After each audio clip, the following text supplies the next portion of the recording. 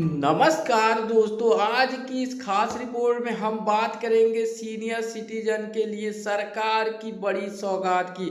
अगर आपके घर में कोई 60 वर्ष या उससे अधिक आयु का है तो यह खबर उनके लिए बेहद महत्वपूर्ण होने वाला है। जी हाँ साथियों, केंद्र और राज्य सरकारों की तरफ से वरिष्ठ नागरिकों के लिए कोई बड़ी योजनाओं की घोषणा की गई है। इन योजनाओं का मकसद है कि बुजुर्गों को आर्थिक, स्वास्थ्य और सामाजिक सुरक्षा देना, ताकि रिटायरमेंट के बाद उन्हें किसी पर निर्भर ना होना पड़े।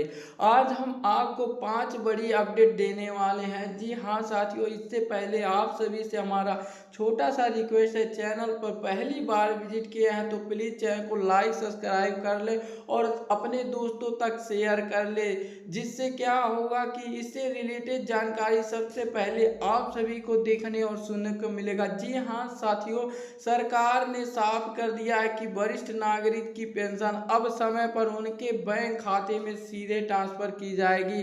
भारत में केंद्र सरकार की Indira Gandhi national old age pension scheme के तहत बुजुर्गों को पेंशन मिलती है, जिसमें केंद्र और राज्य दोनों का योगदान होता है। अब निर्देश जारी किए गए हैं कि पेंशन हर महीने डीबीटी के माध्यम से सीधे खाते में भेजा जाएगा। लंबित पेंशन को भी जल्द जारी किया जाएगा। यह फैसला लाखों बुजुर्गों के लिए बड़ी राहत है।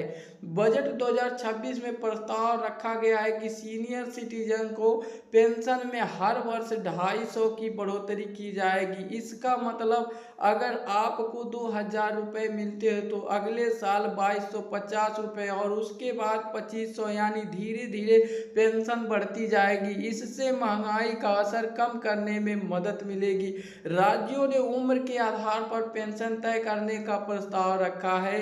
60 से 70 वर्ष 2000 रुपये प्रति माह और 70 से 80 वर्ष 2500 से लेकर 3000 रुपये प्रति माह और 80 वर्ष से अधिक वालों को 4000 तक का पेंशन दिया जाएगा। उदाहरण के तौर पर हरियाणा में वृद्धावस्था पेंशन 3200 रुपये प्रति माह तक दी जा रही है और दिल्ली की बात किया जाए तो आयु के अनुसार 2000 रुपये से लेकर 3000 रुपये तक की पेंशन दी जाती है।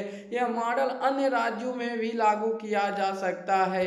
सरकार ने आयुष्मान भारत योजना का विस्तार करते हुए 70 साल से अधिक आयु के सभी नागरिकों को शामिल करने का फैसला किया है। अब चाहे आपकी आय कुछ भी हो, अगर आपकी उम्र 70 प्लस है तो आप 5 लाख तक का सालाना कैशलेस इलाज का लाभ ले सकते हैं। पंजीकरण कैसे करें? आधार कार्ड लेकर नज़दीकी सीएससी सेंटर पर जाएं या आधिकारिक ऐप से ई-केवाईसी करें। तुरंत कार्ड डाउनलोड करें। यह सुविधा उन बुजुर्गों के लिए वरदान है जिनका इलाज का खर्च बहुत ज़्यादा होता है। कई राज्यों ने ऐसा ऐलान किया है कि सरकारी अस्पतालों में 70 प्लस सिटीजन के लिए दवाइयाँ और जांच पूरी तरह मुफ्त होगी। इससे बुजुर्गों का मासिक खर्च काफ़ी कम होगा।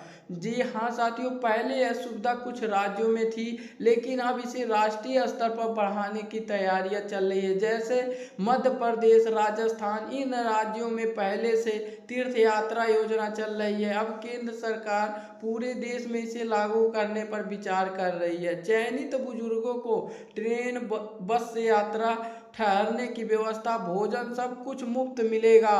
60 वर्ष से अधिक आयु वालों के लिए सीनियर सिटीजन सेविंग स्कीम सबसे सुरक्षित निवेश विकल्प है। मुख्य बातें, लगभग 8% से अधिक ब्याज, अधिकतम 30 लाख निवेश, सरकारी गारंटी, रिटायरमेंट लोगों के लिए अब बहुत सुरक्षित विकल्प है।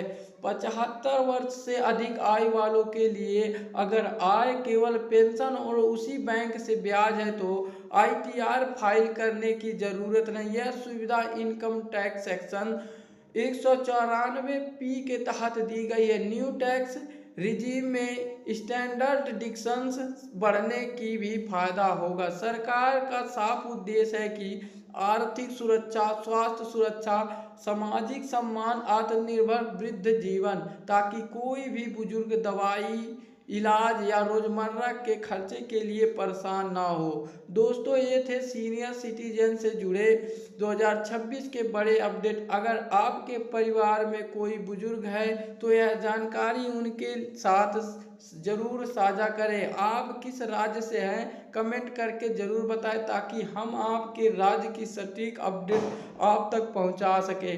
आई होप दोस्तों वीडियो पसंद आया हो तो चैनल को लाइक और सब्सक्राइब जरूर करें। फिर मिलते हैं किसी और बड़ी अपडेट के साथ, तब तक के लिए धन्यवाद। जय हिंद, जय भारत।